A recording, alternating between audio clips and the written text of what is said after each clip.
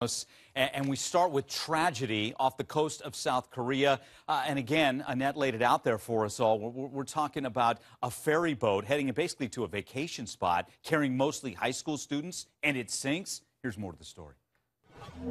We had no idea what was happening. We thought everything was going to be okay, and then this happened.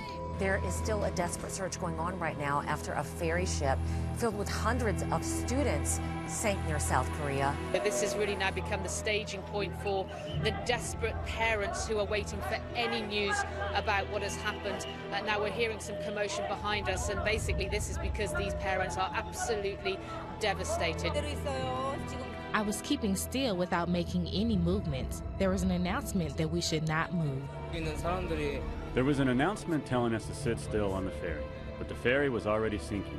Some of the students were not able to escape. The ferry started to lift, so we asked if we should escape now, but the announcement kept telling us to stay still.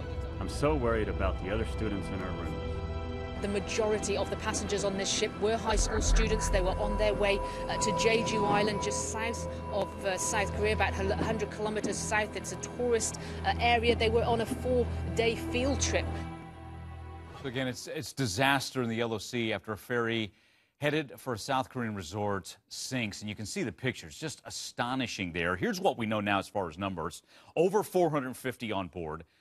From what we gather, about roughly 325 high school students, 6 dead. That's what we have here. Over 160 rescued, also over 290 still missing. So that's the sad fact that's going on. I've seen some pictures of parents of these high schoolers just distraught, as you can expect, and they're more astonishing pictures. Joining us now, Justin Lorio is a research engineer with the Stevens Institute of Technology, and here's the specialty, specializing in ship hydrodynamics, basically the structure of ships, and how something like this could happen. And that's my first question to you. How could something like this happen? Well, what the eyewitnesses are saying is that they heard a loud bang, and then the ship began to list very quickly. Now, what the loud bang can point to could possibly be a grounding where the ship impacts the bottom, if there's some kind of seamount or something that comes up. Or it could possibly be something going on in the engine room, possibly something going wrong. It's really hard to say. However, once water penetrates the ship, if it's an asymmetric penetration, meaning that water is coming in only from one side, what that can possibly lead to is that initial listing that they talked about where it's leaning over to one side very quickly. Now, with these types of ships, they have what's called a car deck. The car deck is generally open the entire width of the ship.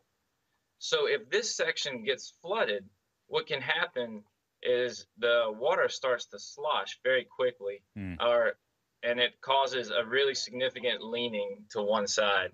Yeah. And from what we gathered, it sank really quick. Let's listen. You mentioned, let's backtrack just a touch there, Justin, concerning this loud thud or crash. Our colleague, Paula Hancock from CNN, has a little bit more on that, and then we'll get your take coming out.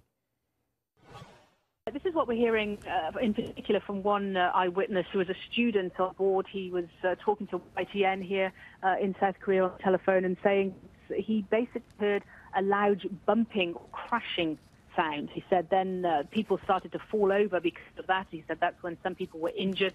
And then the ship started listing and sinking. And as we know, it really has happened very quickly. Just an hour or 2 hours after the distress call happened, we know that the Coast Guard confirmed people were ordered to jump into the water. Now, they all had life jackets on, according to the Coast Guard, but they were all ordered to jump into the water because this ship was listing so badly and it was sinking so quickly. Now, we have no official confirmation as to whether or not this ship hit something, but the fact that we're hearing through local media from eyewitnesses saying that they felt a bumping sound, a crashing sound, and everyone fell over when that happened would suggest that it may have hit something in the water. There you go. When a ship begins or a boat begins to list like that, is there anything that can be done? Well, at that point, a lot of times it relies on the design of the ship. How are the watertight compartments set up? And then also it depends on your bilge system. Can you pump out the water fast enough so that it goes faster than the incoming water? Wow. Hey, Yes. Real quick, Justin, and I'm sorry to cut you off there, but you know, a lot of folks, when they think of this, you think this day and age, you know, we're seeing this, the Costa Concordia, just a couple of years ago. We had that incident where 32 people died. I know it's early to compare, but do you compare? Do you start looking for similarities in cases like this? As compared to the Costa Concordia? Yeah. Well, the Costa Concordia is a much larger ship and a cruise ship. I'm not sure at the year in which these were built. A lot of times what you need to look at is the years at when these ships are built, because practices have gotten much better over time. Got it. Hey, and obviously, it seems all ship disasters are compared to the Titanic. We know the Titanic, April 15th, 1912, sank in the Atlantic, where 1,500 died there. Is that still the standard bearer when you, I mean, that's our point of reference. You're the expert. Is it yours as well? As that was obviously one of the largest tragedies in history with the amount of